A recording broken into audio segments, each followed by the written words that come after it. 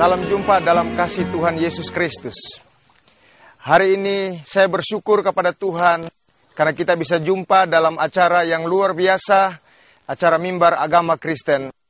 Saya ingin menjelaskan sedikit tentang pengertian gereja dan bersaksi.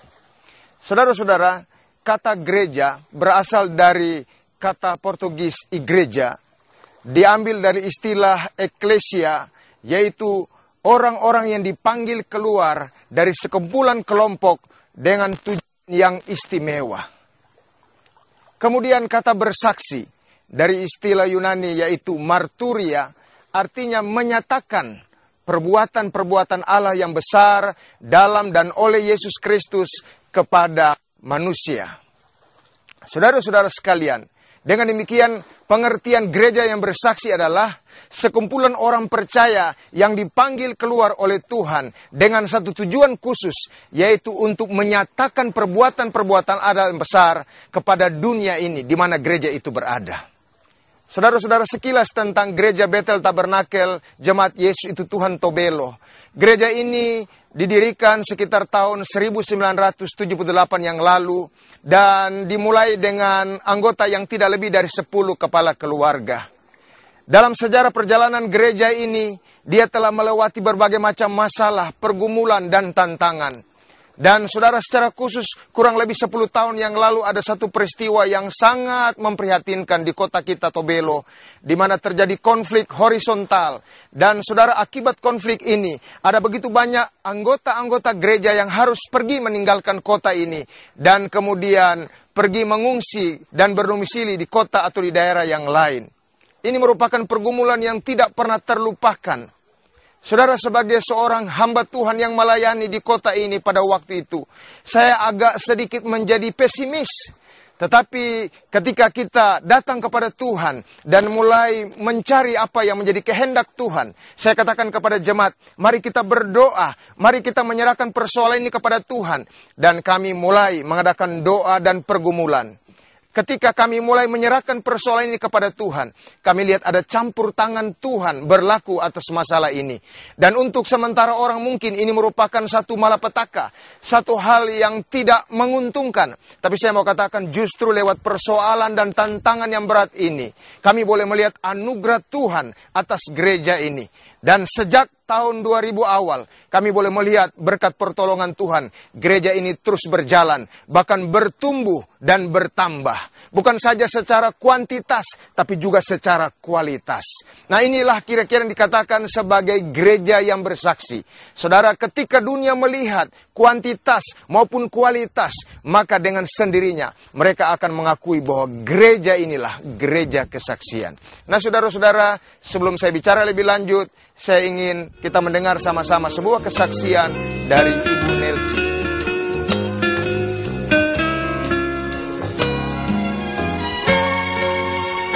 Tahun 2000 di Tobelo ada kerusuhan dan saya dan anak saya Tanel mengalami sakit dan kami mengambil keputusan untuk pergi berobat ke Manado.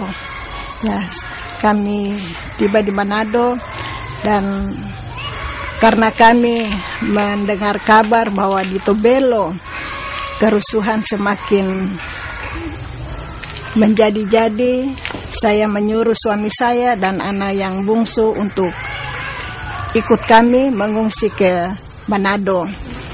Tetapi tanggal 19 Juni 2000 KM Cahaya Bahari tenggelam, di mana di dalamnya terdapat juga suami saya bersama anak saya yang menjadi korban.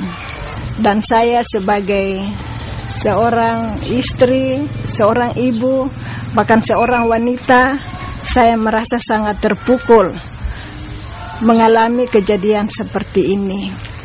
Mana anak-anak saya juga belum ada yang bekerja, semuanya bergantung pada saya. Tetapi saya bersyukur sepanjang 10 tahun ini Tuhan Yesus tetap pelihara saya bersama anak-anak. Bahkan Tuhan Yesus turut campur tangan di dalam perkuliahan anak saya sehingga dia juga boleh menyelesaikan studinya.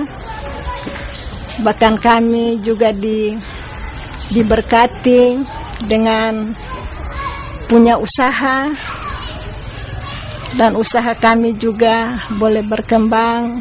Itu semua karena campur tangan Tuhan. Dan kami juga diberi sebuah rumah di mana sekarang kami boleh menempatinya bersama anak-anak dan cucu-cucu. Dulunya saya merasa sedih, tapi sebagai orang beriman, saya percaya ada maksud dan rencana Tuhan di balik semua ini. Sebenarnya saya ini siapa sehingga Tuhan begitu memperhatikan hidup saya? Tapi itulah Tuhan saya. Dia memperhatikan setiap ibu-ibu janda yang selalu berharap bergantung kepada Dia, setia kepada Dia. Itu yang Dia minta dari kita. Dan saya sangat, hidup saya mau selalu menyenangkan hati Tuhan karena Dia selalu baik pada saya.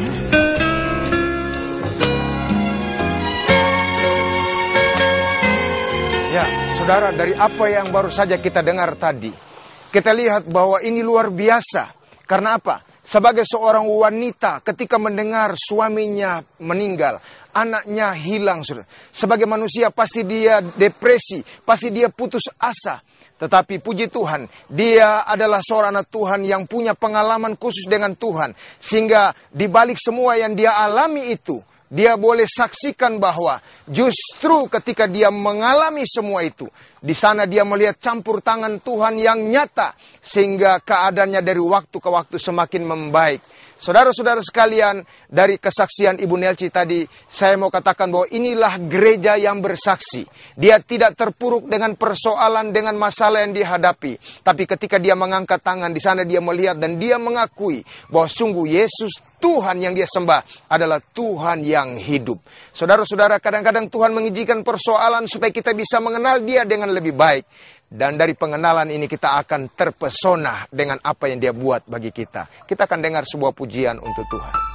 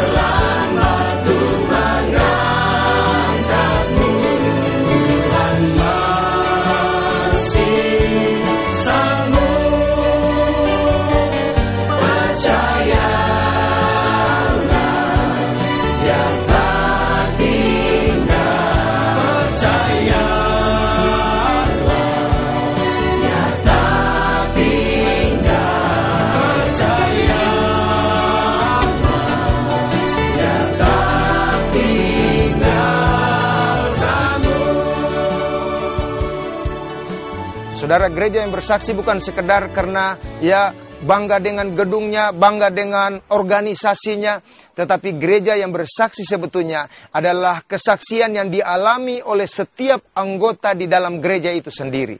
Nah, saudara-saudara, kesaksian kita tidak bisa gantungkan kepada orang lain atau dari luar, tapi kita harus mulai dari dalam diri gereja itu sendiri. Bagaimana kita bisa bersaksi? Kita harus punya pengalaman dengan Tuhan. Dan pengalaman inilah yang akan menjadi bahan untuk kita ceritakan. Dan Tuhan seringkali mengizinkan sesuatu untuk kita alami, supaya kita berpengalaman dengan Tuhan. Bersaksi tentang apa yang Tuhan buat, itu bukan saja tugas daripada pendeta-pendeta, bukan tugas dari para penginjil, tapi dari setiap orang percaya. Karena setiap orang percaya adalah orang-orang yang mendapatkan kemurahan Tuhan. Mereka dipanggil keluar dari kegelapan kepada terangnya yang ajaib. Nah, inilah yang harus disaksikan.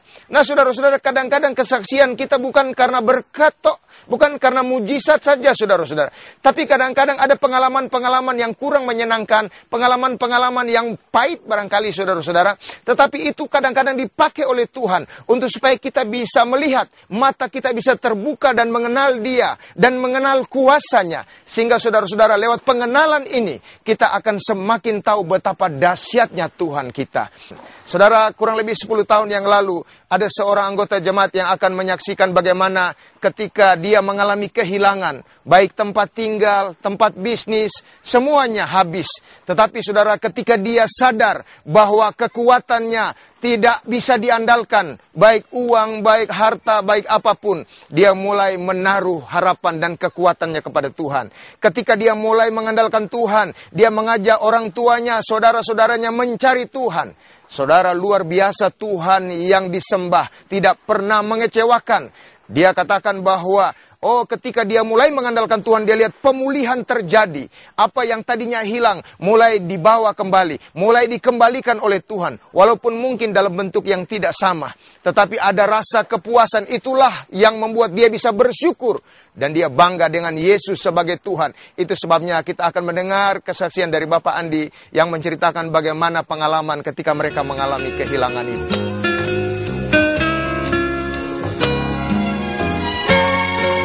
Semua yang mereka dapat sebelum kerusuhan, toko, perusahaan mereka, perusahaan minyak, dan juga apapun yang mereka dapat, mereka merasa bangga. Apa yang mereka cari selama kehidupan mereka itu bisa habis, tiba-tiba lenyap pada waktu kerusuhan. Jadi apapun yang mereka dapat, toko mereka angus, terus hotel mereka juga angus. Dan puji Tuhan, setelah itu proses berjalan, mama saya, papa saya juga, dan juga kakak saya dan adik saya, mereka akhirnya pelan-pelan bisa menerima Tuhan sebagai Tuhan dan Juru Selamat, sebagai kekuatan mereka. Dan puji Tuhan, keluarga saya dipulihkan, dan juga ekonomi kami, dan juga kehidupan rumah tangga papa dan mama juga dipulihkan. Dan setelah itu juga kami semua dipulihkan. Tuhan mengembalikan toko kami, Tuhan mengembalikan apapun yang selama ini yang sudah hilang, Tuhan kasih kembali lebih luar biasa lagi, lebih dahsyat lagi, berlipat kali ganda Tuhan kasih. Itu semuanya karena Tuhan.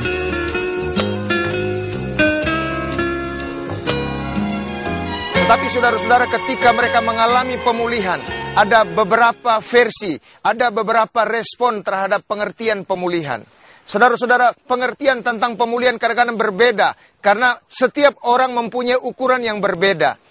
Nah, saudara-saudara, yang dimaksud oleh Bapak Andi tadi, ketika Tuhan memulihkan, mungkin saudara-saudara tidak seperti yang pernah hilang, tidak seperti yang diharapkan, tetapi ketika dia percaya, ketika dia tahu bahwa inilah berkat Tuhan, dan dia bisa menerimanya, maka akan timbullah ucapan syukur. Saudara-saudara, kadang-kadang berkat atau pemulihan yang kita alami tidak selalu dalam bentuk harta, tidak selalu dalam bentuk materi, tetapi kadang-kadang dalam bentuk sukacita, dalam bentuk damai sejahtera, dalam bentuk pemulihan. Saudara-saudara, kadang-kadang Tuhan juga mengizinkan persoalan, permasalahan yang kita hadapi, bukan saja dengan tujuan untuk menyatakan kuasanya, tetapi saudara-saudara, supaya kita bisa introspeksi diri, bisa menyadari diri bahwa siapa kita sebetulnya di hadapan Tuhan.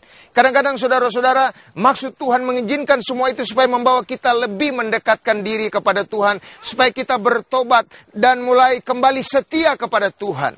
Nah, lewat kesaksian Bapak Welmus nanti kita akan lihat bagaimana cara Tuhan bekerja lewat satu peristiwa yang hampir merenggut nyawanya. Sekalipun dia adalah seorang yang tadinya kata kuat, pemberani, bahkan dia pernah memimpin satu pasukan masuk dalam peperangan.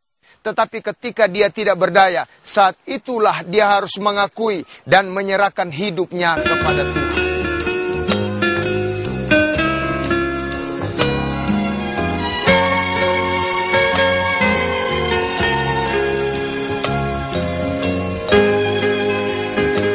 Gereja yang bersaksi adalah gereja yang menyadari betapa besar perbuatan-perbuatan Allah dalam hidupnya yang sebetulnya tidak layak, bahkan harus dihukum karena dosa dan pelanggaran.